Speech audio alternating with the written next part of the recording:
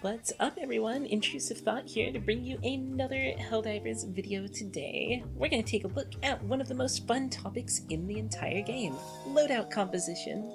So a lot of videos take you through individual loadouts, or they spotlight particular weapons, but this one is more based around composing loadouts to fit stuff you like onto your build, without dragging down your overall performance.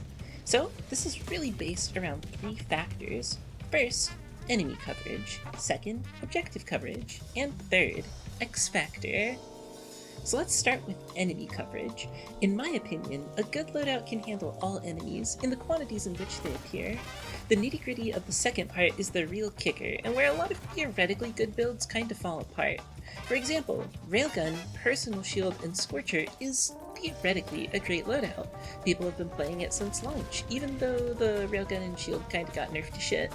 But in our modern environment with patrols of up to 5 gunships, that Scorcher ammo is gonna be gone real fast, and then you're kind of out of luck versus any more gunships that show up.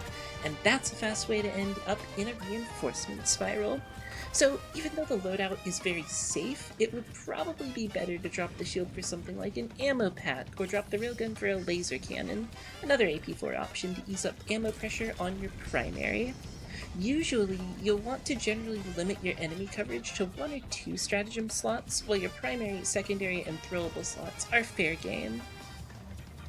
So, with your enemy coverage done, your build can fight things. Awesome! So now what? Well, now we move on to objectives. The very best loadouts can handle side objectives and outposts by doing drive-by stratagem throws or sniping with support weapons, rather than turning every mortar base into a 3-minute slog through 6 dropships and a column of tanks. The more side objectives you can handle, the more things you'll have an instant answer to on the battlefield. If you've spent too many slots on your enemy coverage, and you don't have enough anti-fabricator or anti-objective firepower, consider going back to your enemy coverage and shuffling things around a bit. Overall, I consider objective coverage slightly less important than enemy coverage, because in the absolute worst case, a build that can just kill its way through everything is still able to slowly grind its way through objectives. But you usually have the spare slots for this, so objective coverage is like the second best category to fill out. Now, the last category you fill out is how you kind of make the build special. If you've managed to cram in enough enemy and objective firepower, you get to add some spice of your own with whatever you've got left. So maybe you want a spare 380 to drop whenever the enemies get too thick, sure. Or maybe Eagle Smoke so you can have 3 clouds of ninja dust for stealthing objectives or getting away from bad drops. Or what about a turret? Autocannon turret shreds gunships, hulks, whatever, and the rocket turret does pretty much all the same things too after its buffs. This is also where your armor choice comes into play. If you want to be an unkillable tank, try Resupply Pack with medic armor. The bonus stim duration, extra stim capacity, and the backpack full of drugs will keep you alive and well, way past the point any other build would have crumbled. And if you want to avoid fights, you can bring stealth armor. You can use the detection pins to avoid trouble, and your smaller detection radius to cheekily dodge between patrols. And if you want to pick fights instead, you can always bring peak physique and some really unwieldy weapons to become like an autocannon snapshot god. So, got the 3 core features of a build now, let's make a couple.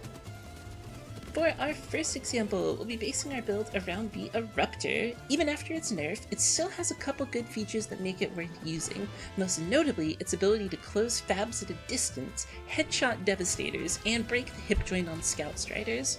Its enemy coverage is pretty decent on its own, but backing it up with the Redeemer gives you excellent burst DPS for those moments when a bunch of berserkers are in your face, and you don't want to throw out rocket blasts at point blank. We're still a little weak versus hulks, heavy dev swarms, gunships, and tanks, so we need a weapon that handles all 4 of those. In my opinion, the best tool for the job here is probably the laser cannon.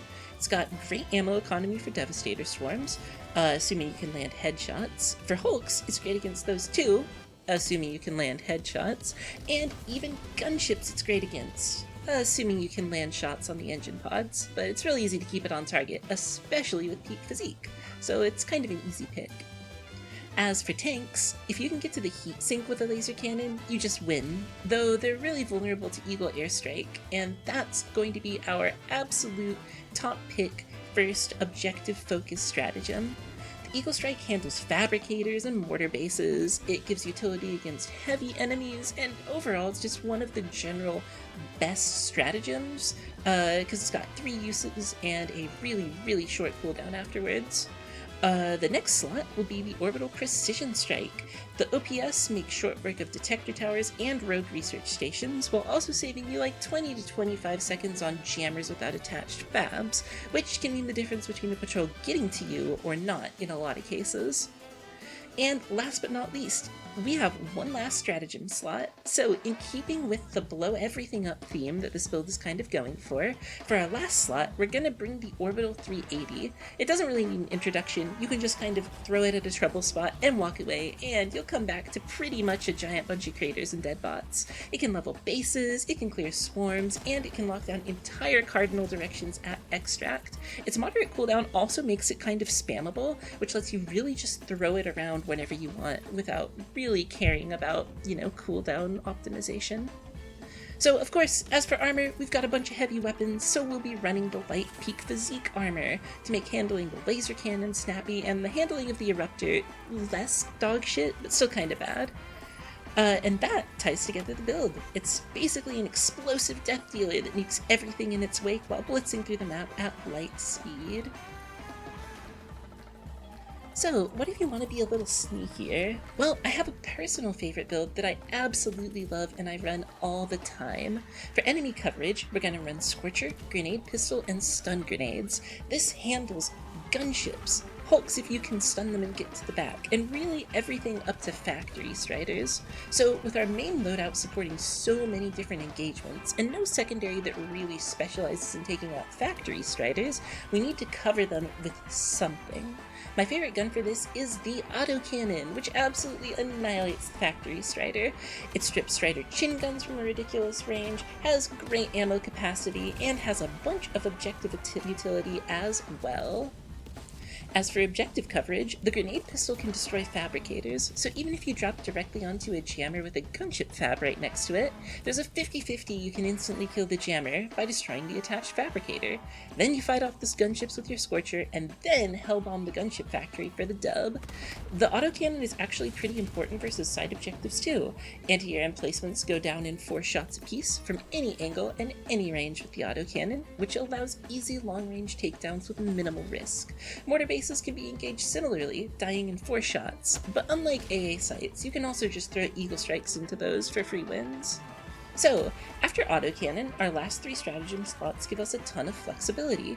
Orbital Precision and Eagle Airstrike are great for all the same reasons as before, but this time around, we have the spare room on the build to bring Eagle Smoke, which gives us instant disengagement and stealth options.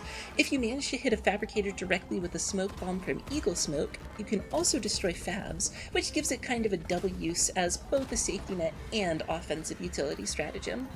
You really do have a lot of choices for armor on this build, but personally, I love running any of the stealth armor sets with it. The extra ability to dodge patrols and scout POIs ahead of time with your map pings is invaluable, and combined with smoke, that lets you plan rapid entry and exit from fights without taking dangerous enemy fire. And just like that, we've got another fully functional build.